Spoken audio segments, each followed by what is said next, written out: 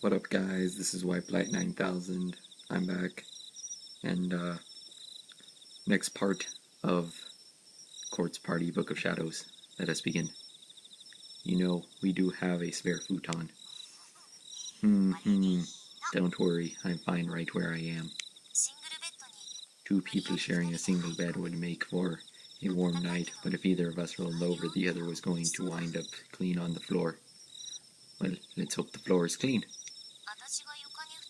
I offered the bed to her and was perfectly willing to spend the night on a rolled-out futon, but she wouldn't have it.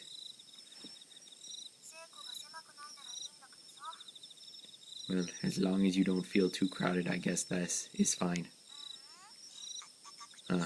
It's all warm and cozy. I love it. If only I could kiss you like this, I'd die a happy woman. With that, she puckered her lips into a shape resembling the number 3 and looked at me expectantly. What has gotten into her? No, we'd better not. Happy woman or not, I'd hate to see you die. Oh, you're in for a surprise later in the game. No spoiler. Wasted. Giggle. Ha ha ha. I was just thinking, this is really fun. Heh. It was around that point when I'd start to realize the truth about Psycho. After all, if an outsider were to witness her blatant act of harassment on my complete dismissal of it, they'd assume we were more than friends, too. I've already assumed that. I've seen the last scene, although I didn't record it so you guys didn't. But it gets very suggestive, so better you have not seen it. But it's not like I was actually in love with her. I really didn't feel that way at all. I just, though, thought of her as a very dear friend and figured this closeness we had was pretty normal. It seemed natural, in fact, that our behavior would lead to a third-party misunderstanding every now and again, and I'd just have to set the record straight. But honestly, even when situations like that arose, they were pretty fun in their own strange, silly sort of way. You know, this is the first time I've ever had a friend over. Hee, this is my first sleepover, too. Sure beats lying in bed alone, I'll tell you what. Hee, ow. Oh, you okay? I might have slapped you a little too hard back there. You sure did put your back into it, slugger, but don't you worry, I'm just fine. Psycho was rubbing her face lightly where I struck her, but smiling from cheek to cheek. Sorry again.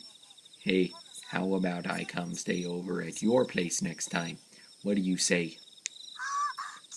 Oh, I say yes, that way I can introduce you to the little ones. You are absolutely welcome anytime. Thanks.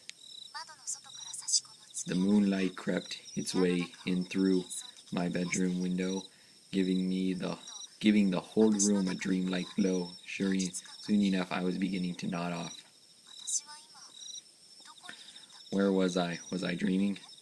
No, it was just my room. I could feel Psycho's warmth next to me. Or maybe I was somewhere else entirely, and this whole world, all of it, all of my life's experiences, were just one big dream. You should be a philosopher. Man, it's hard to form a coherent thought when you're tired. Don't worry, guys, she's not dead. And from what I know, she doesn't die either. Spoiler. Sigh. Well, tomorrow's a big day. Let's get some sleep. Who said it? From a sleepover right into a culture festival. We're true challengers. Yeah, whatever. Pat yourself on the back some other time. Hey, don't you dare oversleep. If you do, I'm pulling back the blankets and putting an ice pack on your stomach. Oh, don't you worry about that.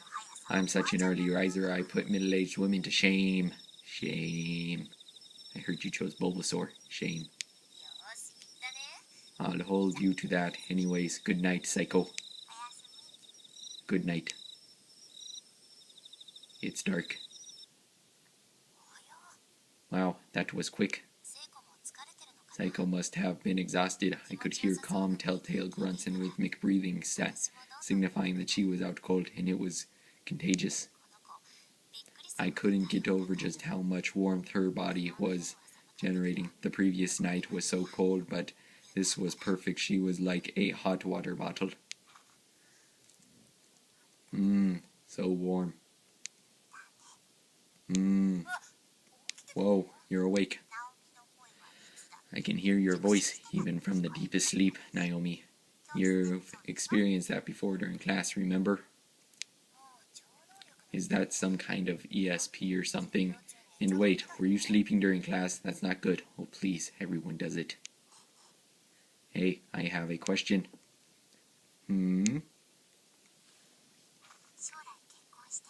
the future, even after you get all married, will you still spend time with me like this? What? Of course I will. Talk about a bolt from the blue. For true? For sure. Are you telling me the truth? For true. I mean, we're friends, you know, though through thick and thin, and we always will be, though you are annoying. Giggle. Thanks. Man, you're really a spaz sometimes, you know that? Like a spaz 12. Those things are awesome. Psycho yanked the covers up over her head like some girly anime heroine. If she really did think of me as more than a friend, how was I supposed to react? Who knows, Naomi? Let's always be together. Hee hee. You bet. Good night, Psycho. Get to sleep already, seriously. Good night. Psycho and I seemed to be thinking the same thing. We were both so happy, but there was another side to the coin. There was a certain awkwardness as well. It was a strange sensation.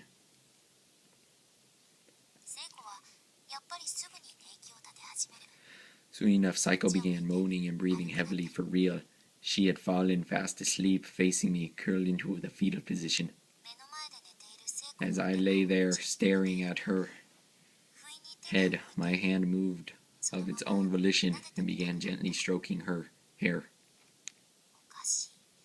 Strangely, it didn't feel awkward or embarrassing at all.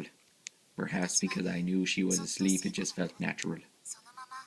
I slid my hand more toward her back and continued rubbing her head gently, like a mother would her child's. Exclamation point. What a lovely shape her head was. Perfectly round. I just kept stroking her, thinking about this and that. Dots. Suddenly, she clung to me and buried her face in my chest. Was she still half awake? Hee hee, what a strange scene this was, but just for tonight I was willing to let it slide. There, there, good girl, good girl.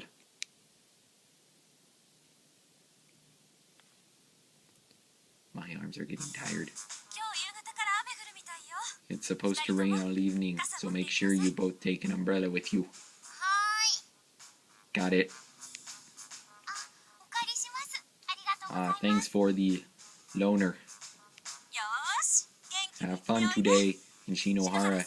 You be sure to think about where to go on that date of ours. Yes, mother. She's not your mother, you know. Psycho was woken up ungodly early and pulled my futon away, forcing me up with a chill and a sneeze. Achoo. We both combed our hair and put on our school uniforms, then scarfed down the breakfast my mom had made and flew out of the house. If we didn't hurry, we'd be late for setting up.